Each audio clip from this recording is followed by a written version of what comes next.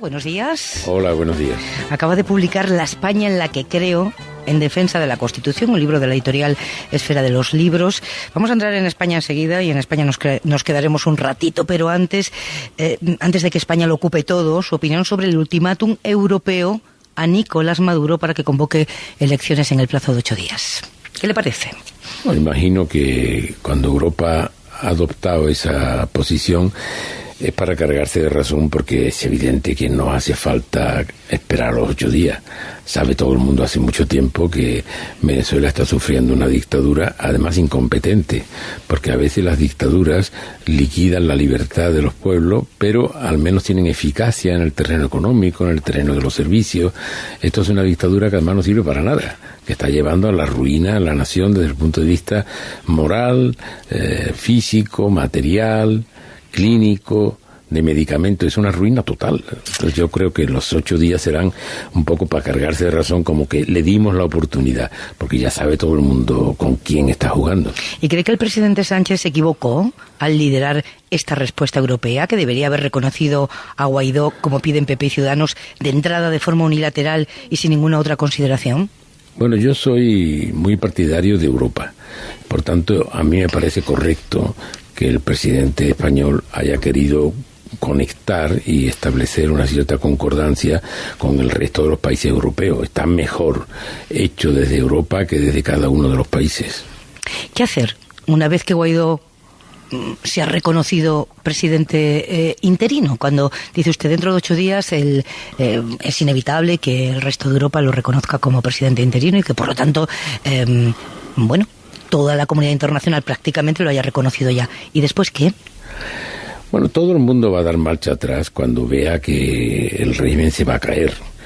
Fíjese que los grandes defensores que había en España de Maduro y de su régimen ahora están todos reculando, todos diciendo, no, yo dije cosas, pero ya no. Cuando ven que la cosa no va a funcionar, se van a ir retirando. Y claro, el punto importante es que se retiren los militares.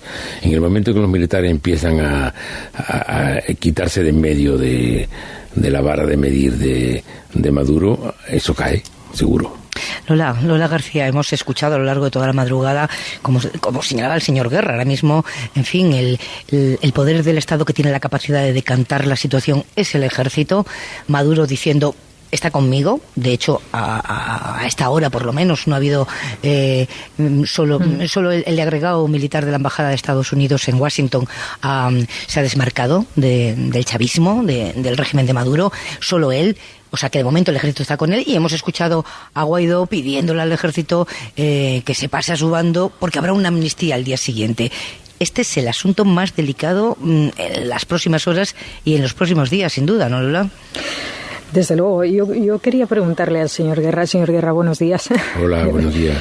Un par de cosas. Por un lado, ¿no le escama a usted que Estados Unidos haya hecho ese reconocimiento tan rápido? En fin, ¿no puede provocar que precisamente esa precipitación pues haga que se produzca una reacción más patriótica dentro de Venezuela, como está apelando Maduro, y que finalmente ese proceso que usted ve muy probable no acabe produciéndose, la caída del régimen? ¿Y por qué cree que a la izquierda le cuesta tanto admitir lo que usted ha dicho, que el régimen de Maduro es una dictadura? ¿Por qué cuesta tanto? ¿Por qué se aferra tanto a determinados prejuicios ideológicos, por decirlo así?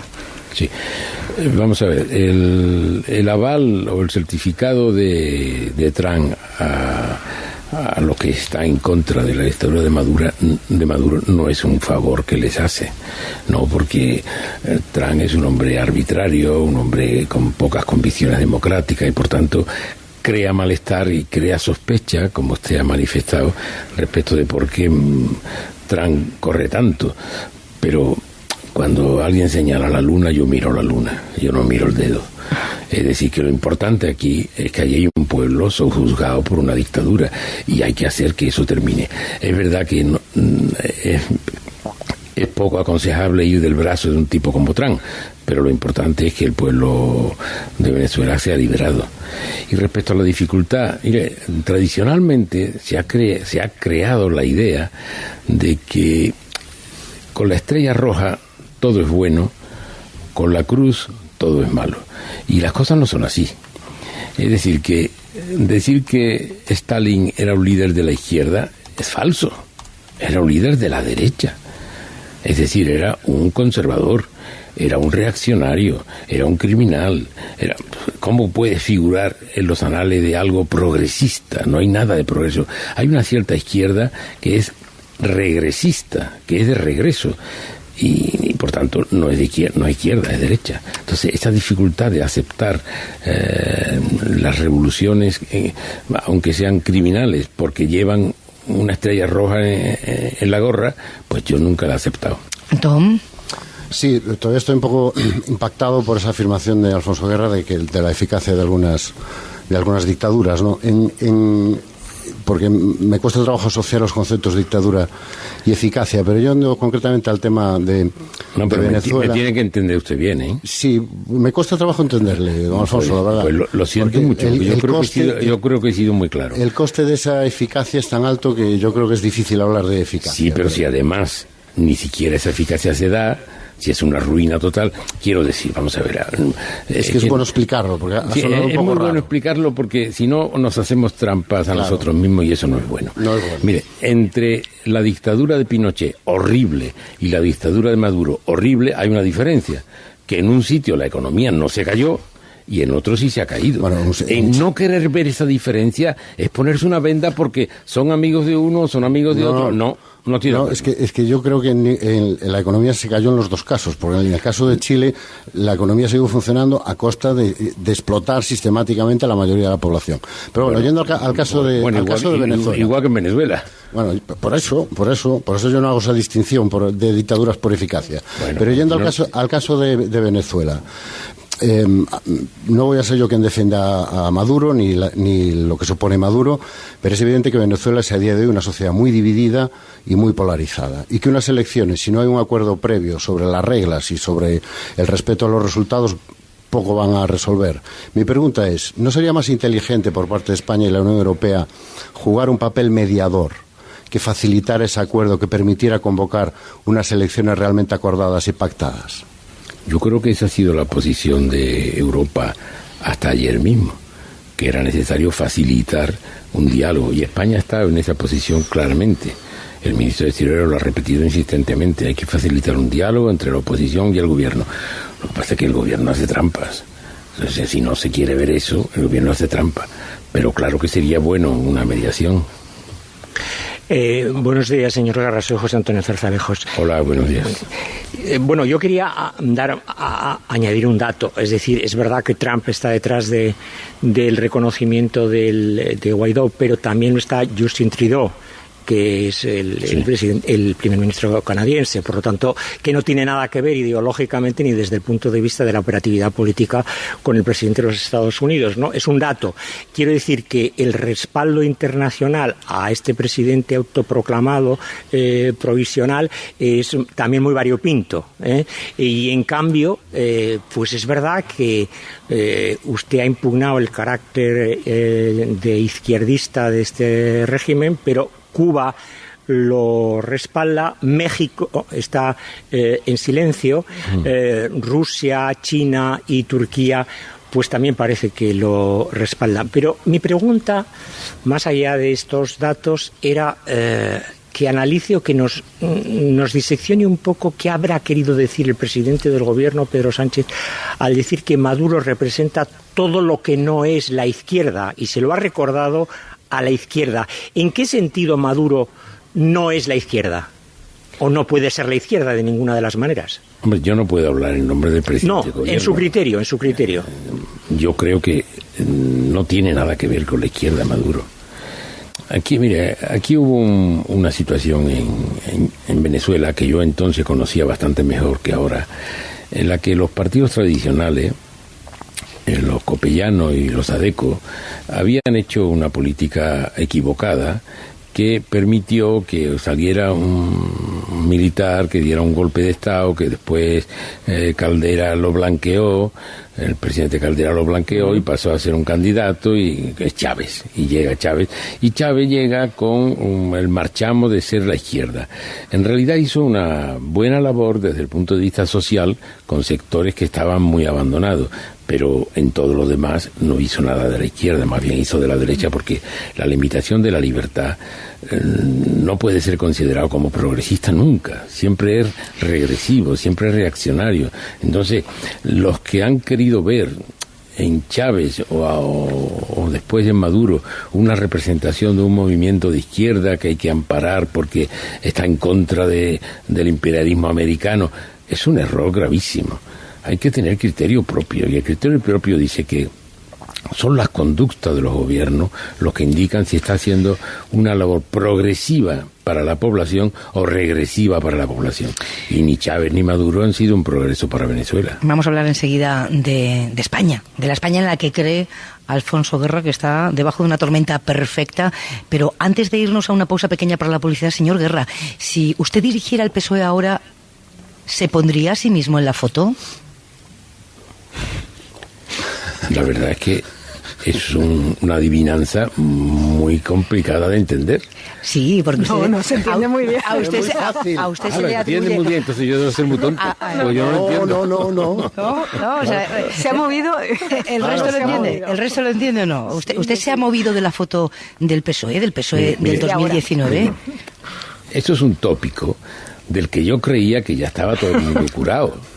Porque, fíjese, esta es una frase que dicen que yo dije alguna vez. La de que se mueve no sale en la foto. Que dicen que yo dije alguna vez y que 400 millones de veces he desmentido. Pero es muy buena la frase. Es muy buena, pero está incompleta. Merecía haberla dicho. Ah, si está incompleta la pronunció usted. ¿En qué quedamos? Sí. Claro. No, porque la pronuncié yo. Claro. ¿Por qué? Porque está incompleta la pronuncié yo. No, vamos a ver. Pongamos las cosas en su sitio. A ver. Esta es una frase que dijo un sindicalista mexicano en California, que hizo allí mucha fortuna. Después alguien aquí dijo que yo lo había dicho. La frase completa que decía el mexicano era: el que se mueve no sale en la foto, y al que se afligen lo aflojan, que tenía un contenido muy fuerte. Sí. Y fue Fidel Velázquez, se llamaba el mexicano. Y al cabo del tiempo alguien dijo aquí que esa frase la había dicho yo, incompleta. Yo nunca la había dicho. Pero es que después da tanta vuelta esto de la información cuando va de boca en boca. Bueno, pues le ponemos la autoría correcta, le ponemos el copyright correcto. Pero esa frase se la aplicaría usted a sí mismo pero ahora. Tiene interés que se lo cuente, interés, porque es que ha llegado el límite de que el decano de la Facultad de Información de la UNAM, de la Universidad de México, ha escrito un artículo criticando al autor de la frase porque me la había copiado a mí, lo cual ya es el colmo del colmo. Pero así funciona la cosa. Venga. Bueno, vamos a ver. Primera cuestión de la adivinanza, que yo no estoy en la dirección del partido. Hombre, ya. Por eso le preguntaba si estuviera. Y segunda parte, ¿y en qué consiste poner en la foto? ¿Qué significaría que yo me pusiera la foto? No lo he entendido bien. No, si se quitaría a sí mismo por estar todo el rato llevando la contraria a la dirección elegida por su partido. Pero yo estoy todo el rato corrigiendo la dirección del partido. ¿De dónde saca usted eso? Acaba de darle la razón a Pedro Sánchez. Menos mal, soy testigo, ¿eh? Acaba de darle la razón a Pedro Sánchez hace unos minutos en liderar la respuesta europea. Pero yo creo que es la primera vez que está de acuerdo con Sánchez en los últimos meses. Vamos a eso. Bueno, pues vamos a eso. Seguro que no. Vamos a eso enseguida. Alfonso Guerra en los estudios de Radio Sevilla con José Antonio Zarzalejo, Antón Losada y Lola García. La España en la que cree Alfonso Guerra está debajo de una tormenta perfecta, decía yo a las 9 de la mañana, señor Guerra, ¿no? Territorial, institucional, económica, social, política. ¿Qué ha pasado para que esto esté así en este momento? Pues han debido pasar muchas cosas, porque hace 40 años España justo surgía, después de una etapa larguísima, surgía hacia la libertad, hacia la prosperidad, y últimamente, en los últimos años, ha habido un retroceso en casi todos los aspectos. ¿Qué elementos se pueden utilizar para confrontar a esta nueva realidad? Varios. El primero es que una crisis económica que surge en Estados Unidos, que se extiende a Europa y que en Europa se gestiona muy mal, a mi juicio, la Unión Europea gestiona muy mal la crisis económica. Eso ha creado un malestar enorme en las sociedades europeas y concretamente en la española también. A esto se añade que los que eran partidos que defendían la autonomía de tal o cual parte de España han pasado a exigir la independencia, incluso no solo a exigirlo, sino a tomar decisiones contrarias a las leyes para establecer de una manera unilateral la independencia. Esto ha generado un malestar y es verdad que el riesgo de autodisolución de un país se puede dar, se puede plantear, y advertirlo me parece a mí que es no solo un derecho sino una obligación moral. Ya. Usted sostiene en el libro lo siguiente: la reiterada apelación al diálogo con los golpistas nacionalistas esconde una clara incompetencia, la negativa a comprometerse con una solución difícil pero necesaria para salvaguardar la democracia. ¿Cuál es esa solución difícil pero necesaria? Pues vencer al nacionalismo en las urnas. Para eso hay que trabajar mucho, hay que trabajar muchísimo. Claro, lo que hizo el presidente Rajoy de aplicar el 155 y convocar a los 2 meses elecciones fue un error evidente, porque así no se puede conseguir. Ahí es necesario, después de 35 o 40 años de adoctrinamiento de la sociedad en una dirección, es necesario la posibilidad de hacer despertar a la gente que ha estado influida, incluso hipnotizada por una política que empieza a los 5 años y que lleva 40 años así. Pero ganar en las urnas es un proceso largo, usted lo acaba de decir. Sí, mientras tanto, usted dice, la apelación al diálogo es una clara incompetencia. ¿Le parece que Sánchez sea un incompetente? Porque él apela al diálogo continuamente. No, yo no mencionaba a Sánchez. No, por eso le pregunto, pero es que yo hablo en un libro, hago reflexiones y no estoy dirigiéndome a tal persona o a cual persona.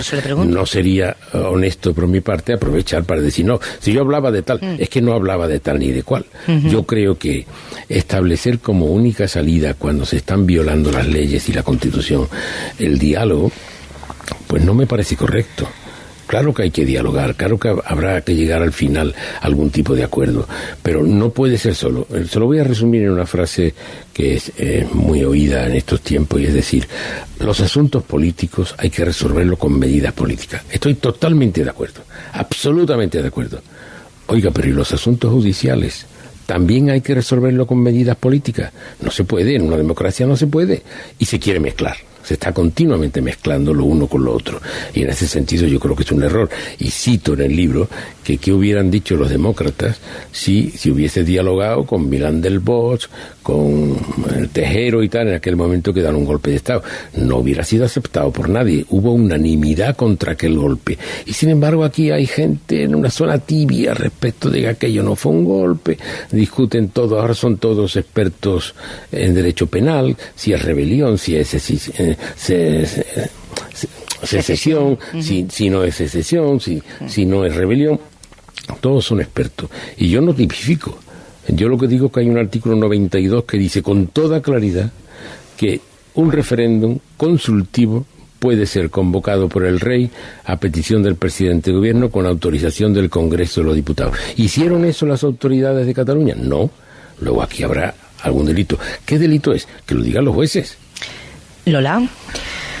Bueno, a ver, a mí me llama mucho la atención algunas de las expresiones utilizadas, porque claro, yo tengo la impresión de que lo que está describiendo es más de 2 millones de personas en Cataluña con escaso criterio y menos voluntad, hipnotizadas. Parece una peli de terror, sinceramente. En fin. El nacionalismo es una peli de terror, ¿eh? El adoctrinamiento no creo que sea tan... Aquí se pueden ver televisiones y diarios, en fin, las redes sociales ya ni os cuento, medios de cualquier índole y condición. No sé hasta qué punto se puede hablar de adoctrinamiento en un sistema más autoritario, en un sistema autoritario sí, pero en un sistema democrático como el que vivimos, en fin. Me cuesta verlo, pero en todo caso... Veo que le cuesta argumentarlo, sí. En todo caso, bueno, porque no tengo una retórica tan florida como la suya, bueno, pero en todo caso, olvidando lo que ocurrió y las personas que lo desarrollaron con la declaración de independencia y el referéndum del 1 de octubre, ¿cuál cree que es la solución para la reclamación de un referéndum, que es lo que hacen no 2 millones de personas, sino probablemente más en Cataluña. O sea, reclamar un referéndum no es dar un golpe de Estado. Y eso lo están reclamando ahora mismo perfectamente 3 millones de personas en Cataluña. O sea, usted habla de las personas que hicieron lo que hicieron hace 1 año y pico, pero la solución de fondo, la reclamación de ese referéndum, ¿cómo se aborda? Vamos a ver. Cuando yo hablo de un golpe de Estado, no estoy hablando de que la gente pida esto o aquello, ni las autoridades tampoco. Todo el mundo tiene derecho a pedir si quiere. Oiga, yo quiero la independencia. Usted tiene el derecho. Pero no, usted sí, tiene claro, que respetar las leyes. Si no se vehicula pero usted tiene que respetar las leyes. Está claro. No, pero mire usted, el día 6 y 7 de septiembre no hay vehiculización de nada. Hay un golpe de Estado. Ya, pero por eso le he concretado que olvidándonos de lo que pasó. Pero es que no me puedo olvidar, si eso es lo más importante. ¿Cómo me voy a olvidar? Pero sigue habiendo, aunque a partir de ahora se respete la Constitución y el Estatut, sigue habiendo una gran mayoría de catalanes que reclaman un referéndum. No sé si hay que dárselo o no hay que dárselo, pero en todo caso habrá que discutirlo, habrá que buscar unas alternativas, habrá que poner una propuesta política sobre la mesa, ¿no? Mira, el pedir un referéndum es legítimo, cada uno puede pedir lo que quiera. En una sociedad democrática cada uno tiene sus ideas y hay que respetarlo. El problema es si siguen o no siguen los procedimientos legales. Y aquí no se han seguido. No solo no se han seguido, se han exhibido la desobediencia. Todavía ahora, antes de ayer se reunieron y dijeron, somos partidarios de la desobediencia. O sea, es muy difícil aceptar un diálogo con gente que dice, no, es que queremos la desobediencia, vamos a aplicar. El representante máximo del Estado en Cataluña es el presidente de la Generalitat, y sube a una tribuna y dice, hay que atacar al Estado. Lo dice el representante máximo del Estado. ¿Cómo me lo explica usted eso? Eso también es el diálogo. Eso no es diálogo, hombre. Ahora, que la gente quiere un referéndum, que lo soliciten, hay procedimientos y hay que seguir la ley. Aparte de eso, a mí no me gusta nunca eludir la responsabilidad. Mire, todo no se puede votar en la vida, ¿eh? Todo no se puede votar, eso es falso. Yo he citado siempre el caso del juicio más importante de la Grecia clásica, en la que se quería condenar a todos un grupo de personas en bloque a la pena de muerte, sin estudiar a cada uno. Y hubo 15 personas en el Consejo de los 500 que dijo, oiga, es que esto no se puede votar. Y entonces dijeron, pues que el que se oponga a la votación también está en curso en la misma condena. Se retiraron todos menos uno, que era Sócrates, que dijo, no, mire usted, fuera de la ley usted no me hace votar. O sea que hay que estar muy atento a lo que marcan las normas de convivencia. No se pueden saltar las normas de convivencia, porque así se disuelve, porque la balcanización parece que está muy lejos, pero eso cuando coge carrerilla llega enseguida, inmediatamente. Y en España hay un proceso claro de balcanización. Vamos a avanzar porque queremos preguntarle por 2 o 3 asuntos de la actualidad al señor Guerra y tengo a Zardalejos aquí con la mano levantada, cuando quieras, José Antonio. Bueno, señor Guerra, yo la verdad es que escuchándole tengo muchos puntos de coincidencia con su tesis en relación con el principio de legalidad y en fin, con otros aspectos más sociopolíticos, ¿no? Como la posibilidad de una cierta balcanización, quizás porque soy vasco y porque he vivido todos aquellos años y sigo pensando que allí hay tranquilidad, pero sigue habiendo un problema muy de fondo en los términos en los que estaba usted haciendo esa descripción. Pero dando un paso más, buena parte de sus tesis expuestas en este libro, que solamente he conocido en parte, y según la entrevista de este fin de semana en el diario El Mundo, coincide su irrupción y sus tesis con la crisis galopante de Podemos, que es una izquierda. Yo le voy a hacer una pregunta directa. Para un socialista de largo recorrido como usted, que estuvo en el antifranquismo y antes de que hubiese Constitución Democrática. 20 años en el antifranquismo. Bueno, por eso digo, 20 años en el franquismo y luego en la transición y luego en el régimen democrático. Hay un pecado de adanismo en Podemos, es decir, nació con una idea que según algún filósofo he leído este fin de semana, ¿nació vieja o se ha hecho vieja? Yo creo que la aparición del grupo de Podemos era en realidad la concreción de un movimiento de malestar que hubo en las plazas de todas las ciudades, derivado de la pérdida de capacidad de poder adquisitivo y de futuro de los jóvenes en España. Y esa parte es una parte noble de la creación, pero inmediatamente se vio que al menos la élite que dirigía aquello no estaba en una actitud verdaderamente que respondiera a esas preocupaciones sociales, que había una especie de germen de régimen de ¿cómo le llamaban los soviéticos? Al grupo dirigente, de una clique dirigente formada la nomenclatura. La nomenclatura. Había una nomenclatura que lo dominaba todo. Y enseguida utilizaron un mecanismo que parece que es muy moderno, pero es muy antiguo, que es el voto mediante una tecla. Este es un voto fácilmente manipulable. De hecho, en Podemos ha sido manipulado, como algunos han demostrado claramente. Y por tanto, nace con una legitimidad social y con una especie de corsé contrario a esa legitimidad. ¿Y nace porque el PSOE no le da respuesta a esa inquietud que usted describía que había en la sociedad española? Es probable, sí. ¿Cómo se explica la pérdida del poder en Andalucía? Antón, querías preguntar por esto, ¿verdad? Sí, yo quería preguntar por dos consecuencias que nos deja Andalucía. La primera es, ¿a qué atribuye usted la irrupción espectacular de Vox, que parece que no se va a quedar solo en Andalucía?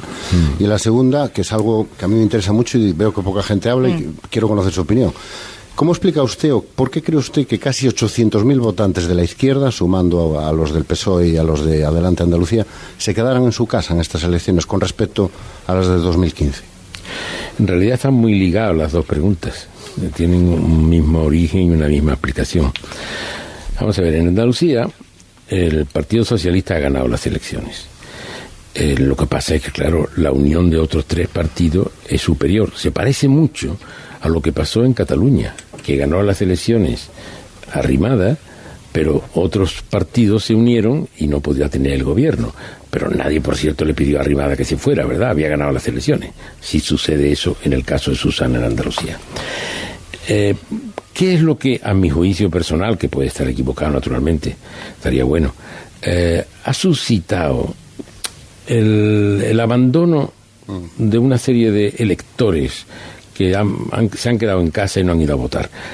A mi juicio, tiene una relación muy intensa con lo que ha pasado en Cataluña y con la respuesta que se ha dado desde el gobierno al asunto de catalán. Igualmente, la aparición, en cierta manera fulgurante, porque no había nada, de un partido de extrema derecha, tiene una relación enorme, yo creo que seguramente aún más, con los temas de Cataluña y algún otro tema también, quizás, digamos, la parálisis en la gestión catalana del presidente Rajoy. Eso ha generado dentro de la derecha que se considerara un hombre débil, un hombre que haya fomentado la creación de un grupo como el de Vox. La derechita cobarde que dice Vox. Tenemos que terminar, pero quiero hacerlo con algo que encontré ayer buscando unas palabras del señor Guerra. Tropecé con una intervención suya del año 2006, hace por lo tanto 13 años, en las que decía: las prioridades del mundo en este momento son la demografía, la ecología y la desigualdad, que va a hacer resucitar al nacionalismo. Qué ojo, señor Guerra, ¿eh? Año 2006. Qué ojo tenía en aquel momento, ¿eh?